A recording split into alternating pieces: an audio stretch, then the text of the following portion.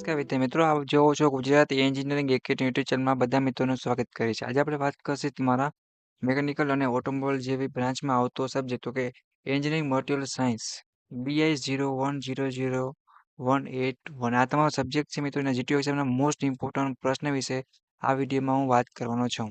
તો જે મિત્રોને GTU exam free of cost છે કે આ સબ્જેક્ટમાં પાસ થવું એના માટે બેસ્ટ ઇમ્પોર્ટન્ટ વિડીયો મિત્રો છે. બધાને સારી રીતે આ છે કે વિડીયો પાસ થવા માટે હેલ્પફુલ થવાનો છે. તો સપોર્ટ માટે આપણી YouTube channel Gujarat engineering academy channel subscribe કરી તમારા સેમેસ્ટર 1ના બધા દોસ્તોના વિડીયો શેર કરજો. આપણે પ્રશ્ન પત્રના આઈએમપી બતાવશું અને પેપર તમારે કઈ રીતે લખો મિત્રો, સંપૂર્ણ માહિતી કઈ રીતે માર્ક્સ સ્કોર કરવા, કઈ રીતે માર્ક્સ કપાય છે અને કઈ રીતે ઇઝીલી પાસ નહીં પણ ટોપ કરી શકે સંપૂર્ણ માહિતી તમને આપવાના છે. તો કોઈ મિત્રો જીટીયુ એક્ઝામ માટે ડરવાની જરૂર નથી, બટ તમારે વિડીયો જોવાનો છે. આપણે વાત કરીએ છીએ એન્જિનિયરિંગ મટીરિયલ સાયન્સ અને સબ્જેક્ટ કોડ છે 181. જીટીયુને મોસ્ટ ઇમ્પોર્ટન્ટ છે મિત્રો. કારણ બીજો કંઈ ડાઉટ કેરી હોય તો હું રાઠોડમાં તમને પૂરેપૂરો મિત્ર તરીકે એડ કરીશ, તો કોઈને ગભરાવાની કશું જરૂર નથી. તો વિડીયો આખો બધા મિત્રોને ફૂલ જોવાનો છે. એ પ્રમાણે જીટીયુ એક્ઝામની સારામાં સારી તૈયારી કરી શકશો. જો મિત્રો અહીંયા હવે મિસ્ટેક છે કોડ લખવામાં, અહીંયા કેટલો આવશે તો કે 81 આવશે. રેડી? એટલી વસ્તુ ખાસ ધ્યાન રાખજો. સબ્જેક્ટનું શોર્ટમાં નામ છે EMS. મેકેનિકલમાં અને ઓટોમોબાઈલમાં બંનેમાં કોમન છે. રેડી મિત્રો? હવે પહેલો પ્રશ્ન શું છે? જે મિત્રોને સ્ક્રીનશોટ પાડવો એ પણ સાથે પાડી શકે છે. પહેલો પ્રશ્ન રહે છે કે એન્જિનિયરિંગ મટીરિયલની સામાન્ય જરૂરિયાત જણાવો. પહેલો પ્રશ્ન બધા મિત્રો પાસ છે કે વાંચી નાખવાનો છે. પછી ઇલેક્ટ્રોવેલેન્ટ ઇક્વિવેલેન્ટ બંધોની રચના અને લાક્ષણિકતાઓ જણાવો. પછી આવશે BCC, FCC, ACP ધાતુ બંધારણ, ક્રિસ્ટલ સ્ટ્રક્ચર સ્વચ્છ આકૃતિ સાથે સમજાવો.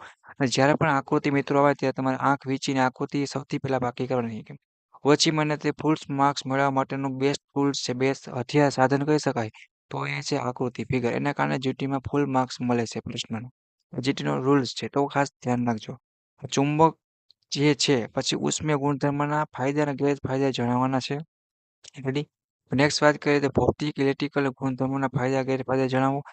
જીમ એટલે કે રોથરીનો નિયમ તમારે સમજાવવાનો છે. બધા પ્રશ્ન બધા મિત્રો ખાસ પાકા કરવાના રહેશે. પછી વાત કરીએ કોલિંગ કરવાની મદદથી સંતુલન આલેખ દોરવાના પગથિયા જણાવવાના છે. એ હોટ ચીક પર છે અહીંયા હીટ ટ્રીટમેન્ટ છે. બરાબર છે? હોટ માટેની એક પ્રકારની એ ટ્રીટમેન્ટ પર ટૂંકનું લખવાનું, તેમને મુખ્ય પ્રક્રિયા બનાવવાની છે, ફક્ત નામ. પછી આવશે શું છે મિત્રો કે ટીટી. આજે ટીટી ડાયાગ્રામનું જ છે, કોઈ ટેન્શન લેવાની જરૂર નથી. ટીટીટી ટાઈમ, ટેમ્પરેચર અને ટ્રાન્સમિશન એ કરવાની જરૂરિયાત છે. એ તમારે ડાયાગ્રામ સાથે સમજાવવાનું છે. અને આ જીટીયુ એક્ઝામમાં મોસ્ટ ઇમ્પોર્ટન્ટ પ્રશ્ન છે કે જે આ ટ્રીટમેન્ટવાળો પ્રશ્ન છે, કર્વવાળો અને એક આમાંથી એક ને આમાંથી એક. જીટીયુમાં 100% મિત્રો હોય છે ને હોય છે ને હોય જ છે અને આગળ પણ સ્ટડીમાં આવશે જ.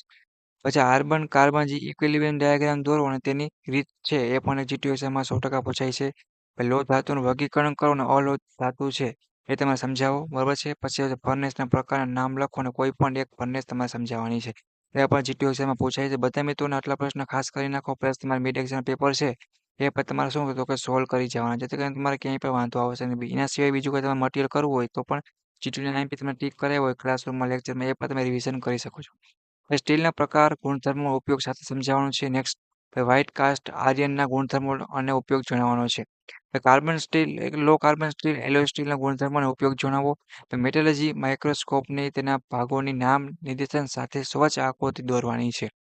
જો નેક્સ્ટ વાત કરીએ તો ખવાણના એટલે કે છારણ છે ને આપણે કટાઈ જાય ગુજરાતીમાં કહેતા એના પ્રકાર અને ખવાણના ઉદ્ભવના કારણ એક પ્રશ્ન ખાસ પૂછાતો હોય છે. પછી સિરામિક મટીરિયલ છે એ મિસ્ટેક છે, મટીરિયલ વિશે સમજાવો અને તેનું વર્ગીકરણ કરવાનું છે. રબર પર ટૂંકનું લખો અને વલ્કેનાઇઝેશિંગ છે, વલ્કેનાઇઝેશિંગ પ્રક્રિયા અને ઔદ્યોગિક ઉપયોગ છે એ પણ તમારે ખાસ પૂછાય છે. થર્મોપ્લાસ્ટિક અને થર્મોસેટિંગ એ વચ્ચેનો તફાવત છે, નાના વિશે ટૂંકનું વગેરે ટોપિક છે ખાસ તૈયાર કરો. જે એક પ્રશ્ન આવશે એડહેસિવ મટીરિયલના એક પ્રકારની જે મિસ્ટેક છે મિત્રો, ફાયદા આવશે એટલે કે એડવાન્ટેજ અને ડિસએડવાન્ટેજ ગેરફાયદાના અને ગુણધર્મ તમારે જણાવવાના છે. હું તમે જેટલા પ્રશ્ન કહું છું મિત્રો ખાસ કરી નાખવાના છે. એબ્રેસિવનો ઉપયોગ, વર્ગીકરણ અને ગુણધર્મો, કમ્પોઝિશન છે એક પ્રકારની વ્યાખ્યા, લાક્ષણિકતા અને તેનું ટૂંકમાં સમજાવવાનું છે. જો નેક્સ્ટ વાત કરીએ આપણે ટાઈમ ટૂંકો છે એટલે ફટાફટ મિત્રો આઈએમપી તમારે બનાવશે. ટાઈમને ધ્યાનમાં રાખીએ. રેડી?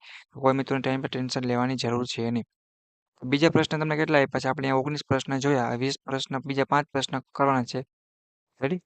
રેપ કરી મટીરિયલ એટલે શું છે તેના ગુણધર્મો. પેન્ટ અને વાર્નિશ પર ટૂંકમાં ખાસ પૂછાતો હોય છે.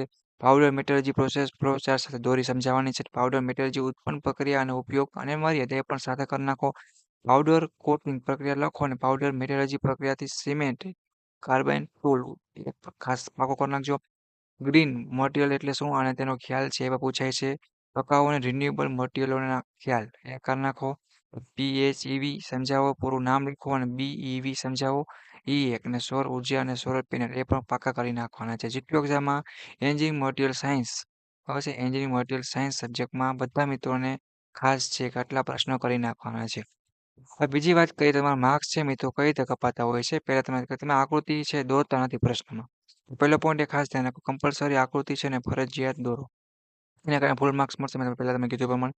બીજો પોઈન્ટ શું મિસ કરતા હોય, જીટીનું પેપર છે ને એ પ્રમાણે પેપર સ્ટાઇલ પ્રમાણે મિત્રો છે ને પેપર લખતા નથી. એક સુધારો એના પર વિડીયો આપણે ચેનલમાં બનાવેલ જ છે. ત્રીજું એ કે પોઈન્ટ વાઇઝ ચોખ્ખું જેટલું માંગ્યું છે ને એટલું તમારે બધાને લખવાનું, જેથી કરીને તમારા સારામાં સારા માર્ક્સ છે એ સ્કોર થાય. ચોથું હોય કે પ્રશ્ન સિક્વન્સમાં લખવાના, જેમ પહેલો નથી આવડતો તો બીજો લખશી, ત્રીજો, ચોથો એ લાઇનમાં લખવાના છે, બાકાચીકી બોલાવવાની નથી.